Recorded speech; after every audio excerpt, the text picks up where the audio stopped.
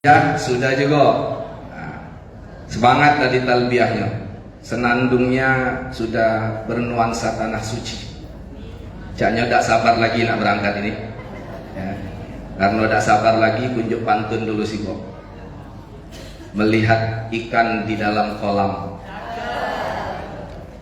Airnya bening sejernih kaca. Setelah menunggu siang dan malam, sebentar lagi Bapak Ibu akan ke Mekah. Amin ya Rabbal Alamin. Mudah-mudahan Allah Subhanahu wa taala melancarkan, memberikan kesehatan dan juga menguatkan fisik kita, mengikhlaskan niat kita dan juga membimbing kita untuk meraih umroh yang mabrur insyaallah. Amin ya Rabbal Alamin. Yang saya hormati segenap tim manajemen Zafa Tour atau PT Zafa Mulia Mandiri, hadir di tengah-tengah kita Bapak General Manager dan segenap tim umroh dan juga tim humas, serta hadir juga para kiai dan ustadz, kepala cabang, perwakilan dan mitra dari berbagai daerah Zafa Tour, tempat Bapak Ibu semua mendaftar dan melayani serta menyiapkan semua hal yang terkait keberangkatan Bapak Ibu semua. Insya Allah beliau-beliau yang hadir di tengah Bapak Ibu untuk mempersiapkan keberangkatan Bapak Ibu semua tidak lain diniatkan melayani tamu Allah, tamu Rasulullah. Mudah-mudahan juga dapat pahalanya dan keberkahan dari kita semua insyaallah. Amin ya Rabbal Alamin. Bapak Ibu yang dirahmati Allah, saya insyaallah menyampaikan materi tentang bekal keberangkatan Bapak Ibu untuk melaksanakan ibadah. Jadi kita ini kalau mau ibadah, hal pertama yang dipersiapkan adalah ilmunya. Al-ilmu qoblal amal. Sebelum beramal mesti punya ilmu. Kita tidak boleh beramal tanpa ilmu, karena akan sia-sia saja. Oleh karena itulah Bapak Ibu mungkin sebagian sudah baca buku, sudah dengar di video-video atau media sosial dan lain sebagainya. Nah, hari ini khusus layanan dari Zafa Tour memberikan untuk Bapak Ibu bekal supaya menjadi panduan dan pengetahuan secara personal. Karena walaupun nanti ada pembimbing, ada mutawif, tapi kita secara personal pribadi juga harus punya ilmunya, harus tahu. Jadi tidak asal ngiring, tidak asal ngikut, tapi kita ada ilmu. Nah, insya Allah saya akan menyampaikan hal tersebut, mudah-mudahan bermanfaat. Tapi ini sifatnya sharing Bapak Ibu ya. Saya yakin di sini banyak para guru, banyak alim ulama, ustadz dan ustazah. Jadi saya sifatnya sharing atas pengetahuan yang sudah kita maklumi, ketahui bersama insya Allah. Nah, saya akan mulai Bapak Ibu. Jadi saya ingin sampaikan dulu bahwasanya umroh ini adalah ibadah yang pahalanya berlipat-lipat ganda. Kalau kita sholat di masjid di rumah, dekat rumah kita, itu pahalanya ya sesuai dengan amalan sholat tersebut. Tapi kalau kita ke tanah suci, ini ke pusatnya langsung Bu. Itu ini datang ke pusatnya langsung. Makanya nilai sholatnya tidak sama dengan masjid di kampung gitu. Berapa sholat di Masjidil Haram nilainya? 100.000 kali lipat ya, satu kali sholat. Mungkin bapak-bapak yang sudah usia 60, 70, kalau dihitung-hitung sholatnya dari dulu sejak akil balik, ya mungkin tidak nyampe. Tapi satu kali sholat di Masjidil Haram 100.000 kali lipat. Maka nanti jangan males-malesan sholat di Masjidil Haram. Dia sholat fardunya, dia sholat sunnahnya, ya, banyak-banyak. Kemudian di Masjid Nabawi 1.000 kali lipat pahalanya. Maka Rasulullah SAW mengatakan la tasyuddur rihal illa ila salasati masajid. Kalau kamu nak berjalan, nak pelesiran, nak tour, traveling kemana-mana, kata Nabi, di dunia ini, kalau bisa jangan prioritaskan kemana-mana kecuali terlebih dahulu memprioritaskan kunjungan ke 3 tempat. Yang pertama adalah kemana? Ke Masjid hadza, kata Nabi, ke masjid, yaitu Masjid Nabawi di Madinah. Lalu wa Masjidil Haram, ke Masjidil Haram. Kemudian yang ketiga wa Masjidil Aqsa, ke Masjidil Aqsa. Kalau di Masjidil Aqsa nilai satu kali sholatnya 500 kali lipat dibanding masjid-masjid lain. Nah, itu perbedaannya. Jadi ingatnya, Masjidil Aqsa 500 kali lipat, Masjid Nabawi 1000 kali lipat, Masjidil Haram 100.000. Bukan 1.000, 100.000, atau bukan 10.000, 100.000 kali lipat. Jadi Bapak Ibu, ini kesempatan luar biasa. Insya Allah nanti akan Bapak Ibu rasakan bagaimana nikmatnya kita beribadah di tanah suci. Kemudian yang kedua, motivasi kita bersama Bapak Ibu, kita ibadah umrah ini adalah ibadah yang menggugurkan dosa-dosa kita. Dosa-dosa kita dikifarat oleh Allah Subhanahu wa taala. Doa-doa kita mudah dikabulkan, diistijabah oleh Allah.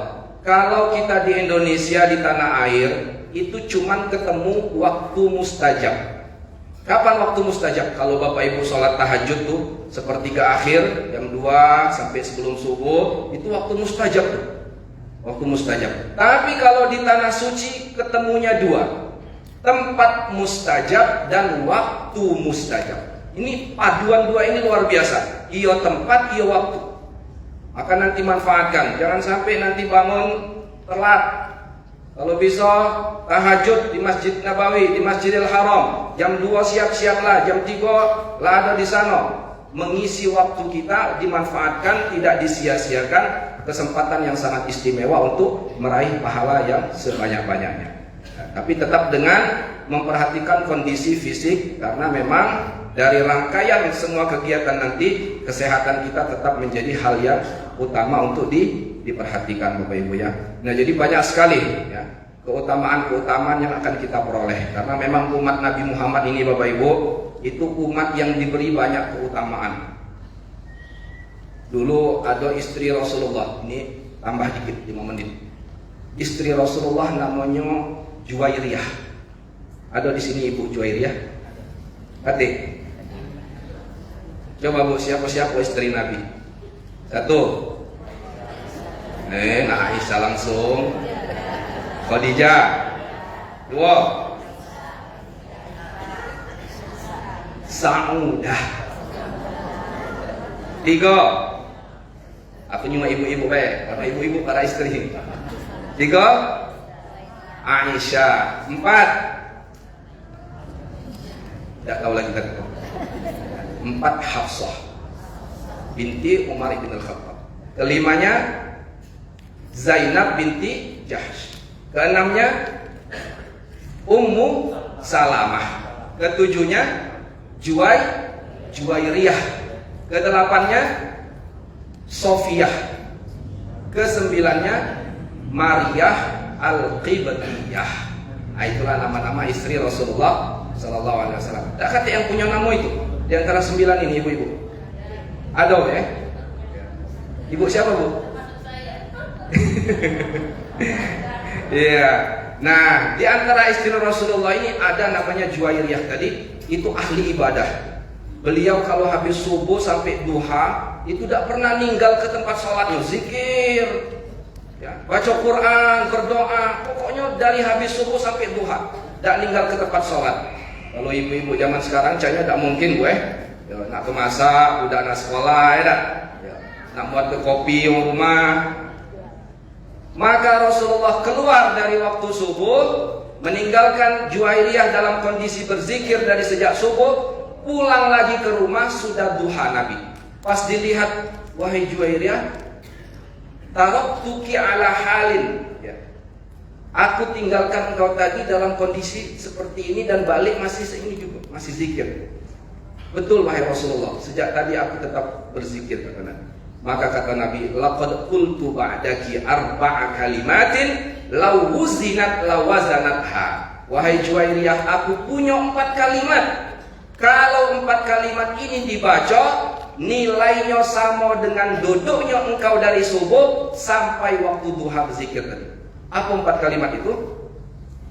Subhanallah wa bihamdihi ditambah 4. Adada khalqi wa ridha nafsihi wa zinata arsyihi wa midada kalimatihi. Sama-sama, subhanallah wa bihamdihi adada khalqihi wa ridha nafsihi wa zinata arsyihi wa midada kalimatihi. Kalimat singkat ini nilainya setara zikir dari subuh sampai duha. Kakek ibu-ibu kalau pagi-pagi jangan tak sempat baca ini, Bu. Ya, walaupun banyak gawe, banyak persiapan, inilah yang disebut dengan keutamaan, fadail, ya, fadilah. Nah, umroh ini adalah ibadah yang penuh dengan fadilah. Maka jangan disia-siakan kesempatan tersebut, insyaallah. Nah, ini sebagai penyemangat pembuka, maka saya akan langsung mulai dari materi yang pertama adalah tentang fikih safarnya. Karena Bapak Ibu ini akan jadi musafir. Semuanya akan menjadi musafir, ya. Jadi musafir itu ada beberapa ketentuan. Pertama, diberi keringanan oleh Allah. Kalau dikasih keringanan oleh Allah, jangan tidak diambil. Jangan tidak diambil, ya. Karena keringanan dari Allah itu hadiah, sedekahnya Allah, kebaikan Allah untuk hambanya. Dan Allah sangat senang pemberiannya diambil, sebagaimana Allah senang larangannya ditinggalkan. Jadi kakek jangan sampai, kakek bisa aku salat zuhur di sana baiklah, tidak usahlah di jamak, tidak usahlah aku tayamum, tidak usahlah. Nah, itu artinya menolak. Maka manfaatkanlah pemberian Allah di kala musafir ini untuk digunakan sebagai kesempatan mempergunakan rukhsah dari Allah Subhanahu Wa Taala. Nah, yang pertama Bapak Ibu, nanti Bapak Ibu akan berangkat pada siang hari, pada umumnya pesawatnya terbang. Dan itu kondisinya tentu sholat zuhur dan asarnya biasanya di pesawat, ya Bapak Ibu, ya. Sholat zuhur dan asar anggaplah semua Bapak Ibu nanti sholat zuhur dan asarnya di pesawat. Oleh karena itulah sebagian mungkin punya wudhu, yang masih sempat wudhu di ruang tunggu bandara, bagus. Alhamdulillah, kalau tidak batal berarti dia bisa menjaga wudhu, bagus. Tapi kalau yang tidak sempat berwudhu atau wudhunya batal, nanti ketika di atas pesawat tidak perlu berwudhu ke toilet pesawat, ya, karena akan membahayakan penerbangan kalau mempergunakan banyak air. Oleh karena itulah salah satu syarat dibolehkannya tayamum adalah adanya mudarat. Kalau bakal menimbulkan bahaya, maka boleh tayamum. Air ada, sebenarnya air ada di pesawat tuh, tapi bisa menimbulkan bahaya penerbangan, maka diperbolehkan tayamum. Jadi tayamum itu bukan karena musafirnya, bukan karena Bapak Ibu naik pesawatnya, bukan, tapi karena bisa membahayakan kondisi perjalanan pada saat itu, maka bertayamumlah. Nah, yang saya sampaikan ini, pertama ini memang bersumber dari panduan Kementerian Agama. Yang kedua memang ada sumber dari hadis, landasan dari Rasulullah Sallallahu Alaihi Wasallam. Nah, jadi nanti kalau Bapak Ibu harus ada yang bertayamum di atas pesawat, di dalam pesawat, ya, jangan di atas, luar lagi. Nah, di dalam pesawat, jadi nanti cukup mengambil debu yang dianggap ada. Ya. Pokoknya ini tidak usah nak berselisih pendapat. Lagi ada baik, di kursi pesawat tidak hati debu. Lalu korek-korek kan hati. Nah, itu kan nak memunculkan perselisihan pendapat. Nah, ini pendapat semacam ini sudah diambil kesepakatannya melalui panduan Kementerian Agama, tentunya sudah melalui kajian yang mendalam dan juga sudah berada di bawah pengawasan MUI. Nah, dianggap ada debu pada jok atau kursi pesawat. Untuk pelaksanaannya, Bapak Ibu, ya, metode tayamum ini ada dua. Metode tayamumnya ada dua. Jadi Bapak Ibu nanti yang saya duduk nih, yang tayamum di pesawat, maka caranya yang pertama adalah satu kali menepuk ke debu, ya, kursi depan ke debu. Langsung untuk dua anggota tayamum. Anggota tayamum apa Pak? Wajah dan tangan. Kepala tidak? Kaki? Nah, jangan lagi ada tayamum jamaah zafatur masuk-masuk kaki. Nah, itu malu ke itu. Nah, jadi anggota tayamum itu hanya wajah dan tangan. Baik, cara yang pertama, satu kali tepukan untuk dua anggota tayamum sambil membaca bismillah. Tepuk, ya. Niatnya apa? Bismillahirrahmanirrahim. Nawaitu tayammum listibahatis shalah. Aku berniat tayamum untuk mengerjakan sholat, ya. Untuk mengerjakan sholat. Karena tayamum ini instan, harus digawe ke langsung dipakai. Jadi tidak boleh tayamumnya sejam yang lalu, sholatnya sejam berikutnya tidak boleh. Jadi harus dipakai langsung. Jadi aku pakai tayamum ini Allah instan untuk aku mengerjakan sholat. Bismillah, nawaitu tayammum al-istibahati shalah lillahi ta'ala. Bukan, maka langsung kedua anggota tayamum. Jadi kalau pakai kacamata ini dinaikkan sedikit. Nih Bapak Ibu ya, dari atas batas rambut ini langsung tarik ke bawah. Kali tarikan, kemudian langsung ke sini, ujung jari putar sampai pergelangan saja. Lalu ini sampai pergelangan saja. Jamnya dilepas boleh, ya, biar tidak mengganggu. Jadi cuma sampai pergelangan. Tidak perlu nak buka kancing, Mbak. Ibu-ibu tidak perlu harus menyingsingkan lengan baju sampai auratnya kemana-mana, ya. Itu aurat Bu ya, lengan bajunya aurat apa? Lengan tangan itu aurat. Jadi cukup sampai sini. Bapak-bapak juga.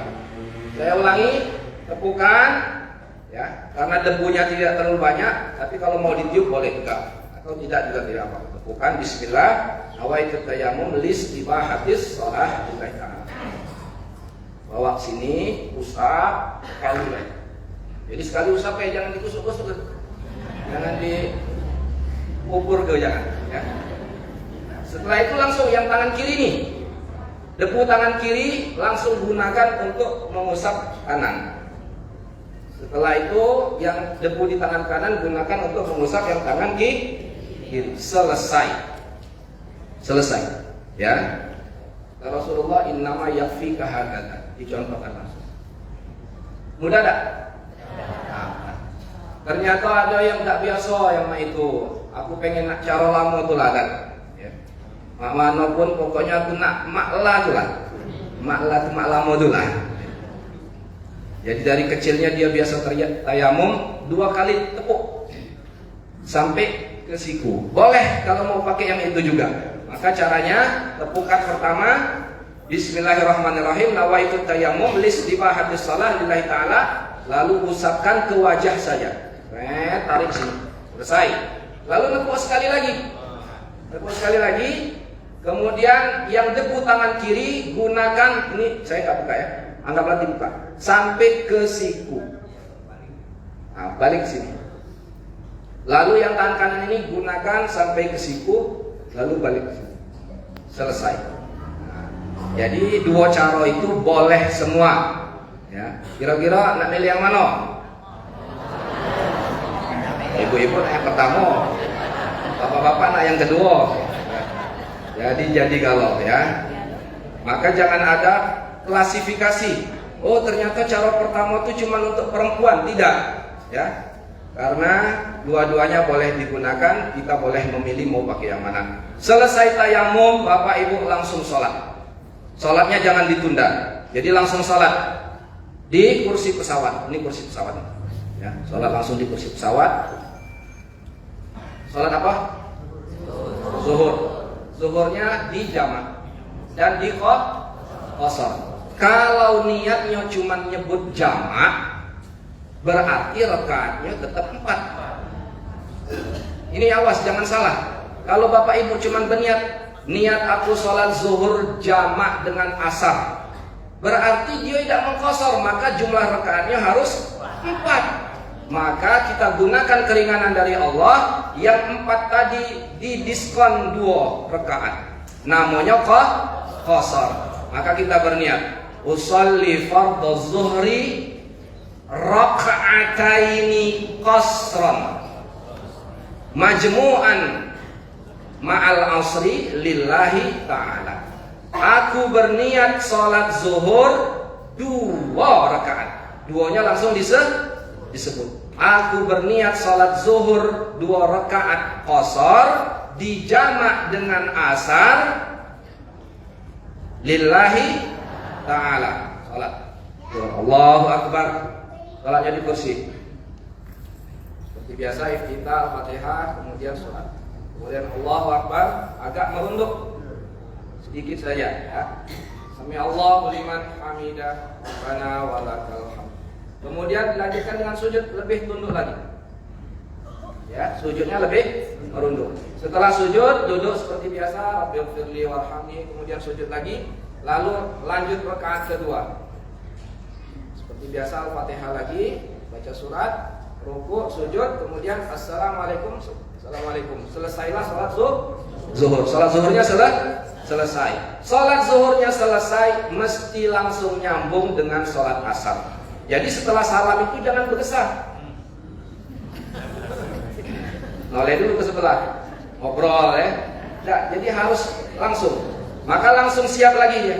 Usolli fardal asri raka'ataini qasran lillahi ta'ala. Jamaknya tidak usah sebut lagi, karena si asar sudah diikat oleh niat zuhur. Jadi cukup berniat, aku berniat sholat asar 2 rakaat qasar lillahi ta'ala. Allahu akbar. 2 rakaat selesai. Assalamualaikum warahmatullahi wabarakatuh. Selesailah sholat wajiban kita, melaksanakan zuhur dan asar. Setelah itu boleh tidur. Nah, itu kan lama terbangnya 9 jam ya. 9 jam. Nah, cepat sampai kalau tidur ya. Makanya doa dalam naik pesawat itu bismikallahumma ahya wa bismika amut. Insyaallah sampainya cepat ya. Tidurnya. Baik Bapak Ibu yang dirahmati Allah, itu fikih safarnya tentang tayamum dan tentang sholat jamak dan qasar ya. Nah, satu lagi saya mau sampaikan tentang jamak dan qasar ini. Nanti ketika Bapak Ibu di Madinah, hari terakhir di Madinah kan mau ke Mekah tuh siangnya. Maka sholat zuhurnya masih ikut imam Masjid Nabawi. Sholat zuhurnya masih ikut imam Masjid Nabawi. Jadi nanti berjamaah ikut di Masjid Nabawi. Ketika niat zuhurnya tetap 4 rakaat karena ikut imam mukim, imam yang ada di sana yang tidak musafir. Maka niatnya nanti usolli fardhu zuhri 4 rakaatin majmu'an bil asri. Jadi cukup dijamak, jangan dikosor. Niat aku sholat zuhur 4 rakaat jamak dengan asar lillahi ta'ala. Begitu 4 rakaat selesai dengan imam, assalamualaikum, Bapak Ibu tegak sendiri melanjutkan dengan sholat asarnya. Nah, sholat asarnya ini punya 2 pilihan. Mau normal 4 rakaat boleh, mau dikosor jadi 2 rakaat boleh. Usolli fardal asri 4 rakaatin lillahi ta'ala. Berarti dia 4 rakaat asarnya dewean. Nah, ternyata aku nak kosor baik. Air. Usolli fardal asri rakaataini qasran lillahi ta'ala. Jadi pas asarnya itu boleh di qasar, boleh juga normal. Nah, Bapak Ibu yang dirahmati Allah, jadi itu.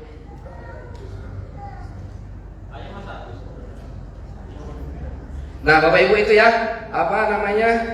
tentang tayamum dan tentang sholat jamak dan qasar. Bisa dipahami? Ada yang masih belum paham? Insya Allah sudah jelas Bu ya. Jelas, baik. Sekarang saya akan lanjutkan Bapak Ibu dengan fikih umroh. Fikih umroh. Jadi nyampelah Bapak Ibu nanti di tanah suci. Nah, saya akan langsung saja, bahwasanya Bapak Ibu rata-rata semuanya kita ke Madinah dulu, Bu ya, ke Madinah. Ke Madinah ini berarti 3 hari di Madinah, nanti baru lanjut akan ke Mekah. Jadi ngambil mikotnya nanti di Bir Ali di Zulhulaifah di Madinah. 20 menit dari kota Madinah ke Zulhulaifah. Nah, saya akan terangkan. Yang pertama adalah Bapak Ibu, ini 4 hal yang perlu dipahami tentang umroh. Syarat, rukun, wajib dan sunnah. Syarat umroh 1, Islam, baligh. Nah, baligh. Mawano ini ada anak-anak ikut umroh ya. Nah, anak-anak yang sudah mumayyiz, ini anak sudah mumayyiz namanya, la tertih. Nah, memang dia tidak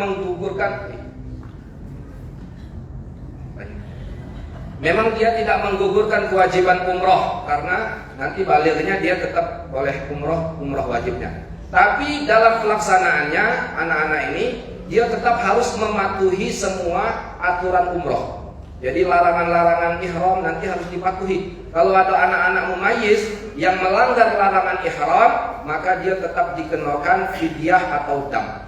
Jadi orang tua yang bawa anak, walaupun dia umrohnya sifatnya masih belum menggugurkan kewajiban, tapi ketika dia sudah berniat, maka dia tetap menjalani seperti lumrahnya semua prosedur umroh. Nah, jadi saat Islam baligh berakal sehat. Kemudian yang berikutnya merdeka dan mampu. Nah, ini istitoah semua insya Allah. Insya Allah sudah terpenuhi. Nah, ini syarat. Yang kedua, Bapak Ibu, rukun. Rukun umroh. Ini penting. Kalau disebut rukun berarti menjadi hal yang paling fundamental, menjadi hal pokok. Apabila ditinggalkan, maka ibadah kita tidak sah. Ibadah kita tidak sah ya kalau rukun umrohnya tidak dilakukan. Yang pertama rukun umroh ini namanya niat atau ihram ya. Yang kedua tawaf 7 putaran di Baitullah. Yang ketiga sa'i 7 perjalanan antara Safa dan Marwah. Yang keempat tahallul. Yang kelima tertib. Jadi tidak boleh dibolak-balik. Misalnya pengen tahallul dulu, nah, baru tawaf. Nah, jadi tidak boleh, harus tertib. Inilah 5 rukun umroh ya. Nah, yang pertama namanya adalah niat atau ihram. Dari Madinah, Bapak Ibu nanti akan dibawa ke miqat. Miqat itu adalah tauqid. Ya, tauqid makani, yaitu garis start tempatnya untuk mengambil niat ihram, niat umrohnya. Namanya Zulhulaifah atau Birahmi. Nah, Bapak Ibu ketika berangkat dari hotel sudah berpakaian ihram. Bapak-bapak pakaian ihram 2 helai kain putih ya. 2 helai kain putih. Bisa pakainya sudah Pak? Bisa, insya Allah ya. Mudah karena sudah banyak tutorialnya. Nah, yang penting ketika rumusnya Bapak begini, dia tidak terbuka, berartilah betul cara pakainya. Tapi kalau Bapak begini ternyata masih tersingkap, maka belum betul cara pakai ihramnya ya. Nah, itu ihramnya Bapak-bapak adalah 2 helai kain. Tidak boleh memakai penutup kepala, tidak boleh pakai peci kalau lagi ihram ya. Tidak boleh pakai daleman. Tuh. Tidak boleh pakai pakaian berjahit. Diingat-ingat Pak ya. Jadi hanya pakai 2 helai kain. Tapi cuman pas umrohnya baik, bukan selama 9 hari di sana. Iya. Ternyata ini kejadian Pak, ya. Kejadian. Jadi ada jamaah, ya salah sebut jamaah kita. Pokoknya ada. Dia selama di Mekah, tiap hari kita jenguk pakai ihram. Sampai kawan sama umroh grup dia tuh, rajin ya Bapak ini masuk Masjidil Haram. Tiap ketemu pakai ihram. Tiap ketemu pakai ihram. Rupanya dia berempat ini sekamar lah senior galau. Nah, si koknya yang ada paling tua di tua ke. Yang 3 ini denger omongan yang paling tua ini. Yang paling tua ini ngomong, kata Ustadz, kita ini tidak boleh melepas ke ihram, tidak boleh berganti baju katanya. Rupanya berapa hari di Mekah itu tidak berganti-ganti baju pakai ihram tuh lah. Lagi makan pakai ihram, ya Allah husnuzon, dikirain masuk Masjidil Haram terus kan? Karena masuk Masjidil Haram itu bapak-bapak harus pakai ihram kalau pengen sholat di bawah. Nah, jadi cuman pas umrohnya berihram tadi. Pas dari umroh tahallul nanti sudah pakai baju biasa. Tuh Pak ya. Ibu-ibu pakaian ihramnya seperti baju yang ibu pakai sekarang. Kalau ibu-ibu tuh tidak ada pakaian ihram. Pakaian ihram itu ya pakaian nutup aurat. Khusus ibu-ibu. Jadi tidak ada larangan pakaian berjahit, tidak ada. Justru ibu-ibu yang dilarang ketika ihram 2. Pertama, tidak boleh menutup wajah. Nah, jadi nanti ibu-ibu yang berniqab pas sudah berniat ihram, maka niqabnya dilepas. Karena itu adalah perintah persyaratan berihramnya wanita. Jadi tidak pakai penutup wajah, baik dengan niqab ataupun masker ataupun tisu dan lain sebagainya ya. Kemudian tidak boleh menutup telapak tangan. telapak tangan. Jadi pakai gamis yang sampai pergelangan sini. Kalau takut pergelangannya melorot, maka pakai manset yang tetap membatasi pergelangan, ya. Atau manset yang ada sambungan sedikit ke sini. Jadi tidak boleh pakai sarung tangan, tidak boleh menutup telapak tangannya, ya. Ini telapak tangan, tidak boleh ditutup. Ya. Yang disebut telapak tangan juga termasuk punggung tangan. Maka kalau ada manset yang sekedar mengait saja, tidak apa-apa. Tapi kalau mansetnya lah nutup kalau itu juga tidak boleh. Jadi itulah dua larangan. Maka ibu-ibu, pakaian ihramnya adalah pakaian gamis pada umumnya, menutup aurat termasuk kaki, berkaos kaki. Ibu-ibu kalau yang jarang pakai kaos kaki, maka di sana biasakan banyak-banyak stok bawa kaos kaki. Karena kaki termasuk aurat harus ditutup. Karena kaki termasuk aurat harus ditutup. Nah, wajah sama telapak tangan tadi tidak boleh, ya. Oke Bu ya. Nah, itulah pakaian ihram bapak dan ibu. Ya. Nah, ketika sudah berpakaian ihram, bapak ibu nanti akan dibawa ke miqat di Bir Ali. Di Bir Ali, sampai di Bir Ali, maka diajak dulu melaksanakan sunnah, yaitu sholat sunnah ihram. Tadi waktu sebelum pakai ihram tadi pagi harinya mandi niat sunnah ihram. Jadi pas hari nak berangkat ke Mekah tuh bapak ibu pak pagi-pagi mandi pak, itu pakai niat, ya. Niatnya biasa saja, niat aku mandi sunnah untuk berihram lillahi ta'ala, supaya mandinya ada pahala, nah, ada nilai pahalanya. Nah, lalu nanti pakai baju ihram dan berangkat ke miqat. Di miqat ada masjid di Bir Ali itu, nanti sholat sunnah tahiyatul masjid 2 rakaat, lalu disambung dengan sholat sunnah ihram.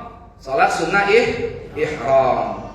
Nawai usolli sunnatal ihram rakaataini lillahi ta'ala. Aku sholat sunnah ihram 2 rakaat lillahi ta'ala. Selesai, nanti bapak ibu akan dibawa ke bis oleh pembimbing. Nyampe di bisnya masih di parkiran Bir Ali itu, semuanya akan dicek dulu. Bapak-bapak siapa yang kira-kira masih pakai dalaman atau tidak? Nah, ternyata aman. Dan disuruh cupit dalaman. Aduh cukup pak dulu. Dicupit kawan itu, kok tebel nih yang ihram kau ini. Rupanya anduk di hotel Madinah masih di dalam. Iya. Dikiranya kain ihram juga kan, sama putihnya. Jadi kayak cupit-cupit dulu kapan lah makin. Kapan lah tipis berarti memang lah makin ihramnya. Merasa tebal, siapa tahu masih pakai anduk gitu. Jadi 2 lapis.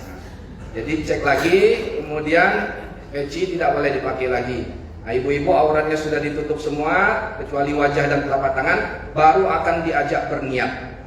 Dipandu berniatnya di dalam bis bersama-sama. Nah, rukun pertama inilah berniat. Begitu niat ini sudah dibaca, maka berlakulah semua larangan ihram. Apa niatnya? Labbaik Allahumma umratan. Sama-sama, labbaik Allahumma umratan. Kurang kompak, labbaik Allahumma umratan. Biar lebih mantap ditambah yang agak panjang. Nawaitul umrata wa ahramtu biha lillahi ta'ala. Oke, sekarang kita ulang sama-sama. Ikuti saya Bapak Ibu, kita akan berniat ihram, kita akan memulai rangkaian ibadah umrah kita. Labbaik Allahumma umratan. Nawaitul umrata wa ahramtu biha lillahi ta'ala. Begitu niat sudah dibaca, maka berlakulah semua larangan-larangan selama ihram. Kira-kira 10 jam harus menahan diri dari larangan-larangan ihram. Nanti saya uraikan apa saja larangannya.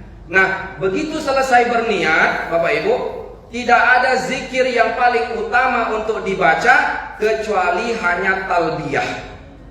Itu yang paling utama. Boleh zikir-zikir yang lain boleh. Tapi yang paling sering kita baca selama perjalanan dari Madinah ke Mekah 6 jam, maka banyak-banyaklah membaca talbiyah. Baca sendiri-sendiri, duduk di bis dibaca sendiri-sendiri. Ibu-ibu baca talbiyahnya tidak boleh bersuara kuat. Tidak boleh ibu-ibu kayak paling kenceng suaranya dalam bis kan. Atau minjem mic, sini Ustadz aku yang mimpinnya, nyerekel. Tidak boleh. Kalau bapak-bapak boleh bersuara kuat ya. Nanti akan dipandu juga oleh pembimbing, tapi tidak mungkin 6 jam pembimbing talbiyah terus kan ya, jadi kaset pula dia. Jadi dibimbing. Labbaik Allahumma labbaik, labbaik la syarika laka labbaik, innal hamda wan ni'mata laka wal mulk la syarika lak. Nah, itu terus. Jadi bapak-bapak harus lancar talbiyahnya. Lancar. Jadi tidak boleh salah. Boleh nanti dipakai nada lagu boleh ya. Apa tadi Ustaz tadi lagunya? Labbaik Allahumma labbaik, labbaik la syarika laka labbaik, innal hamda wan ni'mata lak wal mulka la syarika lak. Terus itu kayak lama-lama tertidur dia. Jadi apa-apa tidur di bis. Justru nanti disuruh tidur yang di bis. Suruh tidur 6 jam lama. 6 jam. Disuruh tidur untuk apa? Supaya nanti begitu nyampe di Mekah energinya sudah pulih karena akan tawaf dan sa'i. Jadi nanti kalau dimatikan lampunya di dalam bis tidur, tutup semua hordengnya tidur. Tidur 2 jam 3 jam jadilah ya. Jangan ngiler tidurnya. Aja bau ihramnya gitu.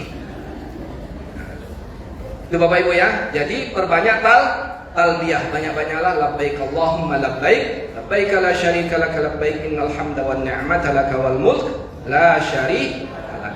Lalu Bapak Ibu sampai di Mekah. Sampai di Mekah, dibawa ke hotel, bagi kamar, dikasih waktu 1 jam. Bapak Ibu 1 jam silahkan ke kamar masing-masing, letakkan tasnya, tidak usah bawa yang berat-berat, bawa tas lempang saja, kosongkan hanya untuk naruh sendal. Jam sekian ketemu di lobi, sudah siap berpakaian, sudah siap untuk kita masuk ke Masjidil Haram. Tapi ingat-ingat, jangan sampai 1 jam di kamar hotel dikasih waktu tadi, akhirnya ada yang melanggar larangan ihram. Gara-gara di kamar hotel ketemu dengan sabun wangi, ya, ketemu dengan sampo, laju mandi bersampo dulu, laju pakai wangi-wangian dulu, itu melanggar, tidak boleh lagi. Nanti kita uraikan itu. Nah, jadi hati-hati. Jadi ke kamar 1 jam itu hanya untuk meletakkan barang saja, ya. Setelah itu turun lagi, atau mau buang air boleh. Nah, bapak-bapak, hati-hati ya, kalau mau buang air termasuk kamar mandi jangan sampai ihramnya kena najis situ kan. Kalau di kamar mandi boleh dilepas semua, mau buang air boleh lepas semua ya. Gantung dulu, terus nanti rapikan lagi, pasang lagi ya. Merapikannya dalam itulah. Ya. Jangan lagi keluar masih itu. Harap maklum, bapak tidak pakai apa-apa kayak gitu kan. Iya. Polosan baik Pak. Ya.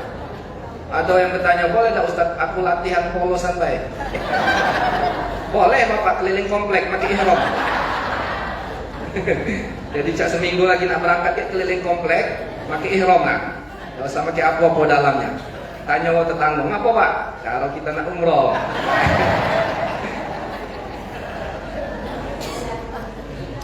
Sambil promo pula, payung melok zapatur, Pak.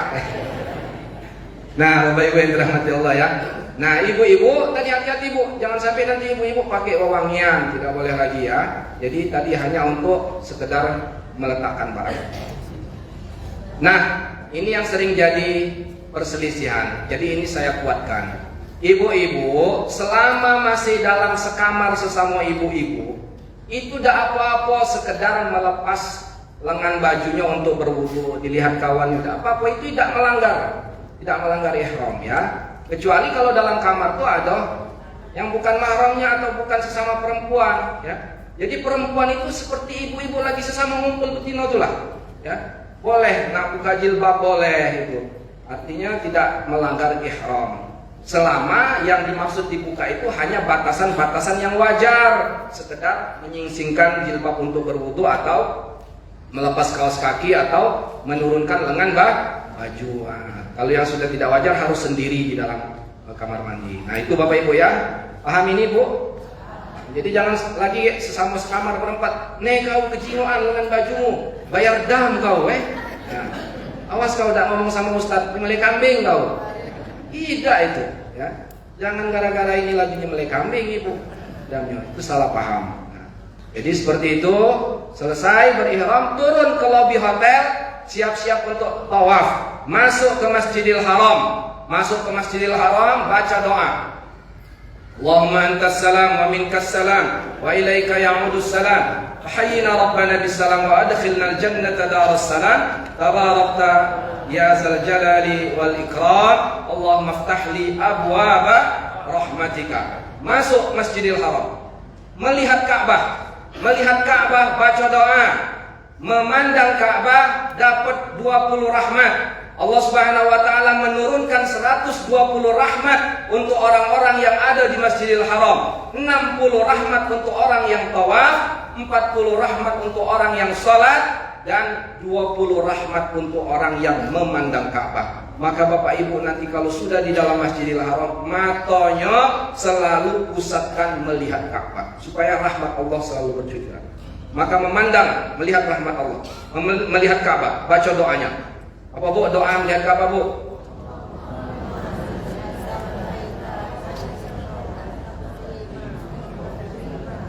Nah, masih malu-malu ini. Padahal banyak yang hafal. Tadi yang hafal nak punya 100.000 padahal ini. Bapak-bapak hafal Pak? Harus hafal. Karena kakek bapak-bapak nak nyoba masuk dewek, tidak selalu sama pembimbing. Masuk dewek, melihat Ka'bah langsung Allahumma zid hadzal baita tashrifan wa ta'ziman wa takriman wa mahabatan wa zid man azzamahu wa syarrafahu wa karramahu mimman hajjahu aw i'tamarahu tashrifan wa ta'ziman wa takriman wa birran. Itu doanya. Dilihat di buku panduan ada itu. Baca ya Pak, selama seminggu sebulan berangkat lagi ini, insya Allah lancar pelan-pelan. Ya Allah tambahkanlah kemuliaan keagungan untuk rumahmu ini dan juga orang-orang yang datang berkunjungnya. Jadi kita juga ditambah derajatnya dengan memandang Ka'bah. Nah, Bapak Ibu akan diajak tawaf. Ini ada namanya apa? Gambarnya baik. Al-Hajarul Aswad, batu hitam. Masuk Masjidil Haram, diajak oleh pembimbing dalam barisan berbanjarnya, dicari yang sejajar dengan Al-Hajarul Aswad. Di situ ada lampu hijau. Kalau kelihatan lampu hijau berarti dia sejajar dengan Hajar Aswad. Saya paling depan. Yang belakang saya sejajar belum? Belum. Berarti yang sudah sejajar maka dia mengangkat tangan. Ketika mau memulai tawaf, mengangkat tangan dengan mengucapkan Bismillahi Allahu Akbar, lalu cium. Mana? Dicium tangannya, ya. Jangan tangan kawannya. Jadi ngangkat tangan ini adalah perwakilan dari menyentuh. Tuh, menciumnya perwakilan daripada mencium Hajar Aswad. Maka memulai tawaf itu Bismillahi Allahu Akbar. Yang masih di sini jangan nyingok kawan di depan. Nah, angkat tangan, dia mulai juga mengangkat. Nah, belum, tunggu badannya sejajar juga. Baru Bismillahi Allahu Akbar. Maka anggaplah sekarang kita mulai sini. Saya izin minum dulu Pak.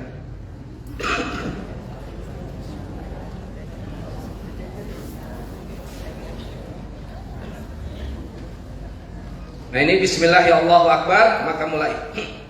Apa yang dibaca pertama? Ayo Pak, mau umrah nih, harus walaupun tidak mesti dihafal minimal tahu. Oke, kalau bisa yang pertama dibaca itu Allahumma imanan bika wa tasdiqan bi kitabika wa wafaan bi ahdika wa ittiba'an li sunnati nabiyyika. Baru subhanallah walhamdulillah wa la ilaha illallah Allahu akbar wa la haula wa la quwata illa billah. Sampai di sini. Di sini ada apa? Di sini ada apa di sini? Maqam Ibrahim, Bapak Ibu ya.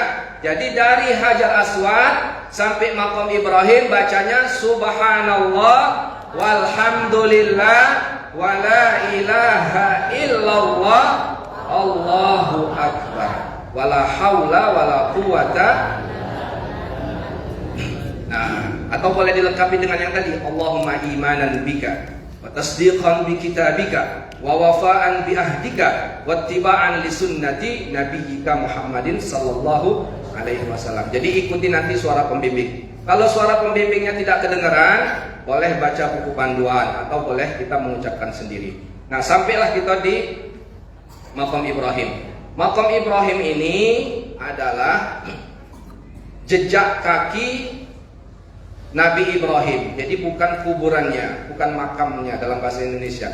Hanya jejak kaki ketika beliau mendirikan fondasi Ka'bah. Wa iz yarfa'u Ibrahimul qawa'ida minal baiti wa Ismail Rabbana taqabbal minna. Itu bacaannya ketika beliau tegak di atas maqam Ibrahim. Jadi kita lewat saja. Dari maqam Ibrahim sampai ke sudut ini boleh membaca Rabbi adkhilni mudkhala sidqin wa akhrijni mukhraja sidqin waj'alni min ladunka sultanan nasira wa qul ja'al haqq wa zahaqal batil innal batila kana zahuqa. Terus berkeliling membaca doa apapun bebas. Bapak Ibu hafal doa apa silakan, terserah dibaca. Keliling terus sampai sini muter. Maka sampai di sudut ini. Sudut ini namanya apa? Rukun Yamani. Dari rukun Yamani kita angkat tangan. Bismillahi Allahu Akbar. Tapi tangannya tidak dicium. Tidak dicium. Jadi hanya mengangkat saja. Bismillahi Allahu Akbar. Setelah itu Rabbana atina fid dunya hasanah wa fil akhirati hasanah wa qina azabannar wa adkhilnal jannata ma'al abrar ya aziz ya ghaffar ya rabbal alamin. Sampai di sini selesai satu putaran. Dapat satu. Masih berapa sisanya? 6 lagi ya, 6 lagi. Nah, begitulah seterusnya. Sampai 7 kali putaran tawaf kita Bapak Ibu. Nah, yang perlu saya tekankan Bapak Ibu ya, pada hakikatnya tawaf ini itu muterin Ka'bah. Muterin Ka'bah. Sebenarnya tidak ada bacaan apapun yang kita baca, tawafnya sah. Kalau nak ngambil sahnya baik, kita berputar sambil diam baik itu sah. Putar diam baik merenung. Renung pokoknya. Pokoknya dia putar sambil merenung. Matanya nyengok Ka'bah, sah itu. Ya, sah. Pokoknya dalam hatinya Allah Maha tahu ya Allah apa dia kendak tuh. Itu sah. Maka Bapak Ibu yang tidak hafal doa jangan takut tidak sah. Tapi kita ingin yang utama, kita ingin yang terbaik, kita ingin yang lebih afdal. Maka setidaknya kita hafal yang disunnahkan Rasulullah. Apa tadi yang disunnahkan? Dari Hajar Aswad sampai Maqam Ibrahim bacanya subhanallah walhamdulillah wala ilaha illallah Allahu akbar. Lanjut kalau hafal yang tadi Rabbi adkhilni, kalau tidak hafal tidak apa-apa. Kemudian sunnahnya lagi dari rukun Yamani ke Hajar Aswad, Rabbana atina fid dunya hasanah wa fil akhirati hasanah wa qina adzaban wa adkhilnal jannata ma'al abrar ya aziz ya ghaffar ya rabbal alamin. Lalu dari beberapa sudut baca apa? Terserah doa. Mau mendoakan. Nah, ini ada tips dari Ustaz dari Ustaz Musliman. Beliau pengisi manasik senior kita. Beliau kasih tips itu katanya biar kebagian doa galau. Jadi pas muter pertama kata beliau doakan untuk kedua orang tua. Muter pertama, wong tua dulu doa. Wong tua, mertua, ya. Yang mertuanya sikok doa ke, yang mertuanya tua doa ke. Pokoknya doa wong tua. Okay. Selesai putaran pertama, doa diri sendiri. Putaran kedua. doa diri sendiri. Tak ngajak orang lain, pokoknya untuk kepentingan kita. Ya Allah ampuni aku ya Allah. Ya Allah berkahi hidupku. Ya Allah panjangkan umurku dalam kebaikan. Untuk diri sendiri. Nah, sebaik-baik doa untuk diri sendiri itu adalah doa di dalam sholat seperti duduk antara dua sujud.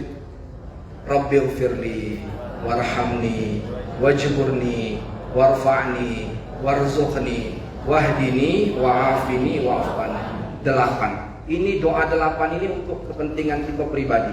Makanya Bapak Ibu kalau lagi sholat, lagi duduk antara dua sujud itu lagi mikir ke diri dewe.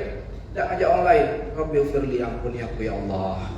Warhamni, kasihi aku ya Allah. Wajburni, tutup keburukanku ya Allah. Warfa'ni, angkat derajatku ya Allah. Warzuqni, banyakkan rezekiku ya Allah. Wahdini, beri aku petunjuk hidup ya Allah. Wa'afini, sehatkan aku ya Allah, jauhkan dari bala. Wa'afu anni, maafkan semua kesalahan-kesalahanku ya Allah. Itu doa pribadi. Jadi kalau nanti putaran kedua khusus untuk diri pribadi. Putaran ketiga, doakan untuk pasangan hidup. Istri mendoakan suami, suami mendoakan istri. Khusus pasangan hidup. Sakinah, mawaddah, warahmah ya. Minta kebaikan dalam hidup rumah tangga. Putaran keempat, doakan untuk anak-anak. Sebut nama anak-anak kita sebut ya, untuk kesuksesan belajarnya, kesuksesan pekerjaannya, khusus anak-anak. Putaran kelima, doa untuk dulur-dulur kita. Adik-beradik doakan silaturahmi terus terjaga dengan baik, doakan. Putaran keenam, doa untuk sahabat, kenalan yang nitip-nitip doa. Kan biasa nitip doakan aku. Nah, doakan mereka. Putaran ketujuh, doakan untuk kaum muslimin. Jadi kebahagiaan kalau Bapak Ibu. Tapi ini sifatnya saran, tips ya, untuk memaksimalkan memanfaatkan selama tawaf.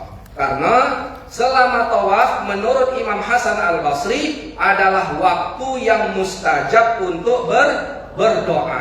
Putaran 7 kali itu mustajab berdoa. Jadi jangan sampai tidak berdoa. Paham tentang tawaf Bapak Ibu? Paham ya?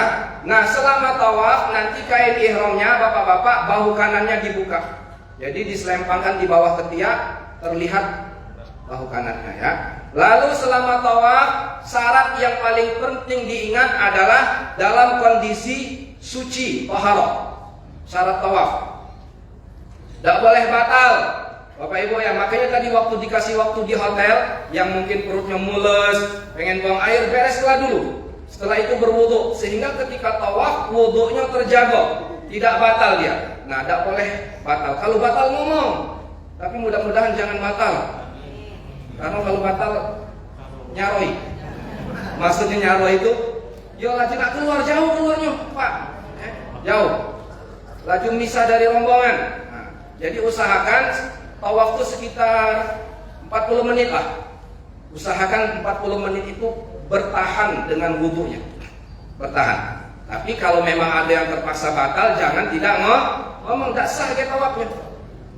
Lalu yang kedua, menutup aurat. Selama tawaf, aurat jangan sampai tertutup. Ibu-ibu kalau tawaf, ada yang mukenanya naik dikit, rambutnya kejingoan, maka putaran itu tidak sah. Jadi hati-hati ya ibu-ibu pakai apa tuh? Apa namanya? Siput. Aku tidak pernah pakai soalnya. Ya, pakai siput itu ya, supaya rambutnya tidak kemana-mana. Misalnya, pas putaran pertama rapi mukenanya, pas putaran kedua tiba-tiba naik, kelihatan rambutnya, maka putaran kedua itu tidak sah. Jadi dia harus ulang yang putaran kedua. Jadi hati-hati dengan auratnya. Bapak-bapak, hati-hati ketika tawaf auratnya terbuka. Apa itu pusar? Pusar kita ini pak aurat. Pakai nyelulur. Jangan sampai buntelan ihramnya itu turun di bawah pusar. Oleh karena itulah fungsi yang kain atasnya untuk menutup bagian pusar, jangan sampai terbuka. Jadi hati-hati ya. Karena kadang-kadang ada yang kita lihat seperti itu. Maka salah satu alat bantunya boleh memakai ikat pinggang. Ikat pinggang ini boleh, semua jenis ikat pinggang boleh. Ya. Tidak ada ikat pinggang khusus. Mau yang biasa dipakai sehari-hari juga boleh. Ya. Karena dia aksesoris, bukan pakaian yang sifatnya pakaian kan. Jadi boleh dipakai. Nah, jadi hati-hati dengan auratnya. Itu yang paling utama. Lalu yang berikutnya adalah mu'alla. Mu'alla itu apa? Berkesinambungan. Tawaf itu harus terus menerus 7. Jadi kalau ada yang batalnya itu dia harus ke WC di luar. Itu keluar itu lama. Mungkin hampir setengah jaman mungkin keluar. Maka dia sudah tidak terpenuhi syarat mu'allanya. Oleh karena itulah siapa yang batal dan harus keluar, dia harus ngulang dari awal tawaf. Ya, karena sudah mutus niat, mutus lama. Tapi kalau mutus sebentar tidak apa-apa. Nah, itu salah satu syarat yang penting. Dimulai dari Hajar Aswad, kemudian tertib dan dilakukan 7 putaran. Itu syarat-syarat yang insya Allah kalau urusan tawaf ini ngikut dengan pembimbingnya aman insya Allah ya. Yang penting untuk personal kita, pribadi kita, 2 tadi, jaga wudhunya dan aurat. Nah, kalau 2 ini insya Allah aman. Yang lainnya tinggal meloi arahan pembimbing. Nah, itulah tawaf. Selesai Bapak Ibu tawaf, berarti rukun kedua sudah selesai. Selesai tawaf, Bapak Ibu akan diarahkan untuk ke arah makam Ibrahim. Jadi diajak ke sini nanti. Kata pembimbingnya pakai isyarat tangan. Keluar. Nah, jadi posisinya di belakang makam Ibrahim, mencari tempat yang agak lowong, lalu mengerjakan sholat sunnah. Namanya sholat sunnah tawaf. Sholat sunnah tawaf 2 rakaat. Usolli sunnat tawaf raka'ataini lillahi ta'ala. Sholat menghadap ke Allah. Sholat 2 rakaat di belakang makam Ibrahim atau tempat lainnya yang memungkinkan ya. Lalu setelah sholat sunnah tawaf nanti berdoa bersama-sama. Berdoa. Nah, kalau urusan di dalam Ka'bah ini kadang-kadang kita ada pengen punya kenangan, akhirnya pada sibuk selfie masing-masing kan? Padahal belum berdoa tuh. Jadi usahakan ikutilah kata pembimbing itu, doa dulu Bapak Ibu. Habis ini nanti baru dokumentasi. Jadi itu doa dulu, jangan kayak kena dewek-dewek. Aku tak HP aku. Jadi ya kadang ada itu kan.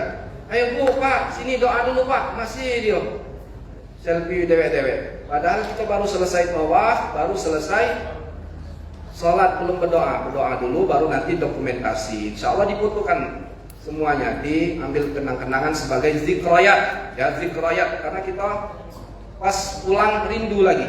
Ya, rindu kenangan baik itu kan. Bukan untuk dipamer ke sebagai riya, bukan, tapi untuk ya, kita sebagai kebanggaan secara pribadi kita datang ke Baitullah ya. Kunjungan kita bertemu kepada Allah Subhanahu wa taala. Selesai salat sunnah, berdoa, lalu sunnah yang berikutnya adalah minum air Zam-Zam. Jadi Bapak Ibu diajak nanti ke nih galon-galonnya tuh, termos berwarna krem itu adalah air Zam-Zam. Ada tulisannya Zam-Zam. Saya sarankan karena Bapak Ibu ini sudah musim dingin, kalau minum Zam-Zam nanti lihat bacaannya, jangan pilih yang dingin, ya pilih yang normal. Kalau Bapak Ibu pilih yang dingin, cepat pilek ya. Ya, udah cuacanya dingin, kemudian AC terus, lalu minum dingin, biasanya berpengaruh dengan kondisi badan. Jadi pilih air Zam-Zam yang normal. Nah, diminum air Zam-Zam. Buang air Zam-Zamnya, tuh, lalu menghadap Ka'bah. Baca doa.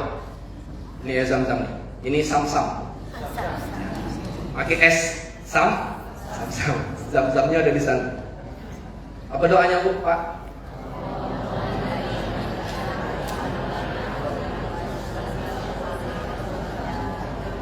Ya, alhamdulillah sudah hafal semua ya. Allahumma inni as'aluka ilman nafi'an wa rizqan wasi'an wa shifaan min kulli da'in. Langsung segernya kan? Minum Zam-Zam. Kata Nabi, ma'u Zam-Zam lima syuribalah. Air Zam-Zam ini berkhasiat dengan doa apapun tujuannya. Jadi kalau Bapak Ibu pengen doa khusus, ya Allah, aku ada sakit ini ya Allah, aku berwasilah dengan air Zam-Zam ini, sembuhkanlah ya Allah. Boleh. Jadi itu kata Nabi, dia berkhasiat untuk apapun kita doakan. Maka manfaatkanlah sebaik mungkin selama di sana. Bapak Ibu selalu minum air Zam-Zam. Makanya bawa botol minum nanti. Ya ke masjid kosong, nanti pas pulangnya isi air Zam-Zam. Jadi putaran hari-hari kita di sana selalu minum air zam-zam. Nah, selesai minum air zam-zam, Bapak Ibu akan dibawa ke rukun yang ketiga. Rukun yang ketiga ini adalah sa'i, yaitu Safa Marwah, ya. Diajak ke Bukit Safa. Diajak ke Bukit Safa, nanti di atas Bukit Safa dibimbing oleh mutawif dan juga oleh ustadznya dengan membaca doa-doa yang sudah dipilihkan atau yang sudah ada di buku panduan. Abda'u bima bada'allahu bihi wa rasuluh, innas safa wal marwata min sya'airillah, faman hajjal baita aw i'tamara fala junaha alaihi ay yattawafa bihima, wa man tatawwa'a khairan fa innallaha syakirun alim. Bacanya di naik Bukit Safa. Naik Bukit Safa nanti diajak menghadap Ka'bah dulu. Abda'u bima bada'allahu bihi, innas safa wal marwata min sya'airillah, man hajjal baita aw i'tamara, dan seterusnya sampai selesai. Lalu mulai nurun dari Bukit Safa, turun berjalan ke Bukit Marwah. Dari Safa ke Marwah itu sekitar 400 meter, anggaplah setengah kilometer. Maka Bapak Ibu banyak-banyaklah latihan jalan kaki sebelum berangkat ini, ya, jogging, keliling, untuk melatih otot-otot kakinya. Karena sa'i ini lumayan nanti akan mengambil energi kaki kita. Jadi Bapak Ibu jalan turun. Nah, nanti ada dua pilar hijau yang merupakan lembah yang paling sulit dilewati, di mana Ibunda Siti Hajar dulu berlari-lari melewati lembah ini. Sekarang hanya dikasih tanda dua pilar berwarna lampu hijau. Nah, ketika lewat 50 meter membaca doa Rabbighfir warham wa'fu wa takarram wa tajawaz amma ta'lam innaka ta'lam ma la na'lam innaka antallah al-a'azzul akram. Tuh, hijau. Ya kan? Nah, bapak-bapak lari-lari kecil. Ayah, lari-lari kecil, ambil di antara dua pilar ini. Ibu-ibu tidak. Jadi ibu-ibu jangan lihat bapak-bapaknya lari ikut-ikut, ya. Cukup jalan biasa, tidak ditinggal kita, ya. Nah, ya, ngiring deh. Walaupun nanti beda sedikit jaraknya, nanti pas sudah normal bareng lagi. Nah, jadi sambil membaca doa lari-lari kecilnya, Rabbighfir warham wa'fu wa takarram wa tajawaz amma ta'lam innaka ta'lam ma la na'lam innaka antallah al-a'azzul akram. Aku doanya. Nah, saya berharap ini dihafalkan kalau bisa. Kalau pun tidak hafal, sering bacanya, sehingga ketika nanti ngikut, turun, sudah kontak langsung, ya, sudah without thinking lagi, udah nggak mikir lagi, tapi udah nyambung. Nah, itu biar dibaca hafal. Sampai di Bukit Marwah. Di Bukit Marwah dapatlah satu perjalanan. Sampai di Bukit Marwah dapat satu perjalanan. Membaca lagi innas safa wal marwata min sya'airillah, faman hajjal baita aw i'tamara fala junaha alaihi ay yatawafa bihima, wa man tatawwa khairan fa innallaha syakirun alim. Sudah Marwah, turun lagi ke Safa lagi. Nanti ketemu lagi pilar hijau, membaca lagi Rabbighfir sampai ke Safa lagi 7 kali. Safa Marwah 1, Marwah Safa 2, Safa Marwah 3, Marwah Safa 4, nanti berakhirnya ketujuhnya di Bukit Marwah. Itulah disebut dengan sa'i, Bapak Ibu, ya. Menapatilasi perjuangan, ya, istri Nabi Ibrahim, ibunda Nabiullah Ismail alaihissalam, ya. Nah, selama sa'i, Bapak Ibu, ini catatannya yang penting diperhatikan. Kalau Bapak Ibu batal dari wudhu ketika sa'i, maka tidak apa-apa. Jadi kalau sa'i syaratnya tidak mesti dalam taharah. Tapi kalau bisa menjaga wudhunya itu afdal dan lebih baik. Nah, jadi betul-betul dilaksanakan. Kemudian tertib, ya. Kemudian 7 putaran, 7 perjalanan, kemudian sampai betul ke bukitnya. Insya Allah sampai ke bukitnya karena sudah dikasih batasnya. Nah, itulah rukun yang ke berapa? Ihram, niat, tawaf, sa'i 3, ya. Selesai yang ketiga di Bukit Marwah, maka Bapak Ibu akan tahallul, menyelesaikan umrohnya. Menyelesaikan umrohnya dengan cara bertahallul. Kalau ihram namanya mengharamkan diri. Mengharamkan diri dari semua larangan. Begitu tahallul menghalalkan diri. Menghalalkan diri. Nah, tahallul ini ditandai dengan memotong rambut. Bapak-bapak dipotong rambutnya minimal 3 helai, ya. Kalau yang sudah tidak punya rambut, akhirnya guntingnya digosok-gosok ke Dia. Jadi misalnya memang sudah tak ada rambut, bingung, mana aku tahallulnya kan? Dia tidak sah, tapi dengan cara digosok-gosokkan saja guntingnya. Kalau ibu-ibu nanti tahallulnya dipotongkan 1 ruas dan 3 helai, panjangnya 1 ruas 3 helai. Itu dipotong di dalam jilbabnya, masukkan tangan, kemudian potong, karena kalau disikap nanti belum selesai itu ihramnya, jangan sampai disikap di depan orang banyak, tidak boleh tangannya masuk, suami atau teman perempuannya guntingkan. Dengan membaca doa, apa doanya? Allahumma ja'al li kulli sya'rin nuran yaumal qiyamah. Ya Allah, jadikanlah setiap helai rambutku cahaya pada hari kiamat.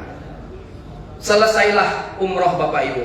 Jadi kalau dihitung pakai jam, berangkat dari Madinah 6 jam sampai Mekah, lalu umrohnya sekitar 3 jam. Nah, kalau nak agak lama dikit, anggaplah segala-galanya itu 10 jam.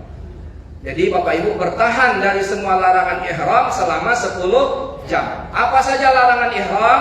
Pertama, larangan ihram perlu diingat, khusus untuk laki-laki. Tadi tidak boleh pakai penutup kepala, tidak boleh pakai alas kaki yang menutup mata kaki, tidak boleh pakai sepatu Pak, jangan sampai nutup mata kaki ya, dan tidak boleh pakai pakaian berjahit, jadi polosan Bapak. Ibu-ibu menutup semua aurat kecuali wajah dan telapak tangan, itu larangan khususnya. Larangan secara umum pertama, tidak boleh memotong kuku. Jadi kalau udah niat jangan lagi kayak sambil dipis potong kuku, tidak boleh lah. Atau mencabut bulu, memotong bulu-bulu di badan, tidak boleh lagi ya. Kemudian tidak boleh memotong rambut, itu yang larangan umumnya, baik laki-laki maupun perempuan. Kemudian menggaruk kulit, nih Bu, hati-hati. Musim dingin itu kulit kita kering dan agak gatal. Jangan sampai nanti garuknya terlalu serius sampai mengelupas ya. Maka hati-hati, jadi pakailah pelembab kulit. Bapak-bapak bawa pelembab kulit Pak. Ya, jangan nanti Pak, kita nih wong lanang enggak ada moles-moles. Nah, mendak percaya cobalah kaget. Sampai di sana kulit kita kering, kemudian gatal, jadi perlu pelembab. Jadi bawa ya. Saya tidak nyebutkan merek, silakan yang mana cocoknya. Kemudian tidak boleh pakai wewangian. Kalau sudah niat ihram tidak boleh lagi pakai wewangian ya, apapun bentuknya. Termasuk minyak rambut juga kalau sudah niat tidak boleh lagi ya. Kemudian ibu-ibu juga jangan sampai make up berlebihan, polosan saja ketika sudah ihram. Kemudian tidak boleh bertengkar. Kalau sudah ihram jangan bertengkar. Pakai nak beributan, jangan berdebat, jangan beradu pendapat, tahan diri. Sabar, utamakan sabar ya. Jangan keluar dari mulut kita perkataan yang tidak baik. Wala rafatha, wala fusuqa, wala jidala fil hajj. Tidak boleh rafas. Rafas itu ngomong kotor, yang jelek-jelek ya. Kemudian wala jidal, adu argumen, adu pendapat, berdebat tidak boleh. Kemudian tadi fusuk ya, fusuk itu maksiat. HP jangan nak nyimak ceramah, tahu-tahu keluar iklan yang macam-macam. Jadi simpan dulu HP-nya, jangan selama ihram sibuk dengan HP. Kemudian ya ini jidal fusuk apa sudah. Jadi tidak boleh pakai wewangian dan juga tidak boleh bertengkar. Serta selanjutnya tadi adalah tidak boleh mencabut tumbuhan. Ya, tidak boleh membunuh hewan, termasuk bunuh semut, bunuh lalat, bunuh nyamuk. Ya, tiba-tiba ada lalat. Nah, itu tidak boleh ya. Kemudian tidak boleh menikah atau menikahkan serta berburu binatang. Inilah larangan-larangan secara umum. Siapa yang melanggar? Nah ini, siapa yang melanggar? Siapa yang melanggar kewajiban umrah, yaitu berniat di mikot, dia tidak berniat di mikot, maka dia dikenakan dam memotong kambing. Tapi siapa yang melanggar dari larangan-larangan yang saya sebutkan tadi, punya 3 pilihan. Punya 3 pilihan. Misalnya mau udah ihram, tapi dia pakai wewangian, maka dia dikenakan tebusan. Pertama, memotong kambing. Kalau dia tidak mau memotong kambing, bukan tidak mampu, tidak mau. Yang kedua adalah memberi makan 6 orang fakir miskin, setara 10 rial atau 50.000 dikali 6, sedekahkan. Kemudian ketiganya adalah puasa 3 hari. Jadi puasa 3 hari ini boleh di tanah air. Kalau yang potong kambing sama bayar fidyah 6 fakir miskin tadi harus di tanah suci laksananya. Tapi jangan sampai ini jadi alasan. Kalau cuma itu, sanggup aku beli kambing, sanggup aku ngasih 6 fakir. Bukan itu maksudnya. Maksudnya ini adalah taat kepada Allah. Ya, kalau dia ngomong, cuma sekedar ngasih wong 6, apalah beratnya, itu berarti dia sombong. Berarti dia ingin melanggar secara sengaja. Jadi ini kalau pelanggaran tersebut yang memang tanpa dia harapkan terjadi pada dirinya, maka dikenakan tebusan atau fidyah atau dam ini. Kalau tidak laksanakan, maka umrohnya tidak sempurna dan dia berdosa di hadapan Allah Subhanahu wa taala. Bapak Ibu yang dirahmati Allah, jadi perhatikan baik-baik, baca terus buku panduannya, dengar arahan dari pembimbing dan para ustadznya. Insya Allah umroh Bapak Ibu adalah umroh yang mabrur dan mabrurah. Tadi doanya tadi bagus. Allahumma ja'al umratana umratan mabrurah.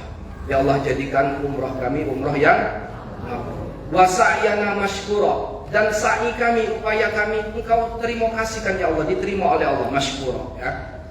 Kemudian wa dzanbana maghfura, dosa-dosa kami Engkau ampuni ya Allah, ya ampun. Dan yang berikutnya wa tijaratan lan tabura, yaitu modal kami ya Allah berangkat umroh ini, biaya kami berangkat umroh ini ya Allah, jadikanlah ia perdagangan, bertijarah denganmu. Jadi kita ini berdagang dengan Allah, tijarah ma Allah. Itu bahasa Al-Quran tuh. Jadi kita ini ya Allah, aku bermodal ya Allah ini, ingin datang ke rumahmu, ingin berkunjung ke Baitullah, membayar sekian ya Allah, bermodal aku tijarah ma Allah. Tijarah lan tabur, yaitu perdagangan yang tidak rugi. Maka jangan khawatir Bapak Ibu. Bapak Ibu mengeluarkan dari rezekinya yang dikasih Allah untuk biaya ke tanah suci, Allah tidak akan menyia-nyiakannya dan tidak akan menjadi sesuatu yang merugikan. Allah akan balas dengan limpahan keberkahan dan rezeki yang luar biasa dari sisi Allah Subhanahu wa taala. Bapak Ibu yang dirahmati Allah, dari penjelasan yang saya uraikan mudah-mudahan cukup jelas dan cukup panjang dan bisa dicerna dengan sebaik mungkin sebagai bekal ilmu bagi Bapak Ibu untuk dilaksanakan selama ibadah di tanah suci insyaallah. Terima kasih Bapak Ibu atas perhatiannya dengan baik, dan ini direkam nih oleh Zafatur, kalau nanti lupa diulang lagi di online bisa. Mudah-mudahan bermanfaat. Mohon maaf kalau ada kekhilafan, kekeliruan. Semoga Allah Subhanahu wa taala merahmati kita semua. Saya tutup. Wal afwa minkum. Assalamualaikum warahmatullahi wabarakatuh.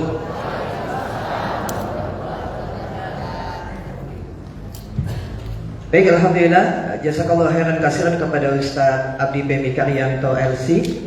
Nanti insyaallah kita sampai jam 5 ya Bapak Ibu. Kita tuntaskan, nanti insya Allah kita buka sesi tanya jawab. Mungkin ada penambahan hal-hal penting dari Ustaz Abi Pemi. Sebelum nanti insya Allah kami akan menyampaikan materi yang kedua. Baik Bapak Ibu, yang disampaikan oleh Ustaz Abi Pemi semuanya ada di link ini. Boleh di scan, atau yang nggak bisa scan mungkin langsung di foto saja. Nanti minta keluarganya untuk tinggal diketik saja di WA, itu bit.ly/manasik-zafatur. Semua informasi sudah ada, bahkan bacaan-bacaan doa ringkas ketika untuk umroh nanti saat manasik semuanya ada di situ, jadi sudah bisa dipelajari. Dan insya Allah nanti rekaman kalau rekaman hari ini bisa juga disimak di Facebook ya, atau di YouTube Zafatur. Namun nanti insya Allah kita sudah punya rekaman via online yang lebih bagus, lebih maksimal, yang ada tampilan materi. Jadi kita ada Zoom meeting. Insya Allah nanti Bapak Ibu setelah ini minggu Sabtu depannya lagi tanggal 22 kita ketemu di asrama haji. Dan setelah itu juga ada manasik secara online kembali, insya Allah juga bersama Ustaz Abi Pemi, bersama saya tim bidang umroh. Baik, ada waktu kurang lebih 4 menit kita persiapan sholat asar. Maka kita percepat supaya kita bisa bersiap untuk sholat asar berjamaah. Setelah sholat nanti kita sambung sampai jam 5. Siap Bapak Ibu? Siap Bapak Ibu? Oke, baik. Untuk selanjutnya dipersilakan untuk segenap jamaah, dipersilakan yang mau ngambil wudhu kembali disilakan pada tempat yang tadi sudah Bapak Ibu mengambil wudhu. Dan kepada tim panitia dipersiapkan untuk kita beres-beres sejenak untuk persiapan sholat asar.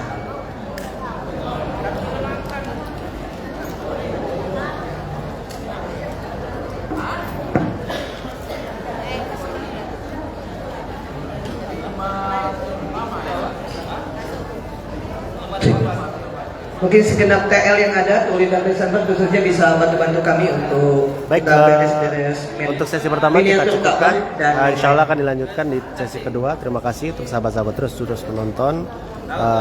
Ditunggu untuk sesi keduanya di pertemuan pertama untuk jamaah umroh keberangkatan Desember 2025. Cukup sekian. Wabillahi taufiq wal hidayah. Wassalamualaikum warahmatullahi wabarakatuh.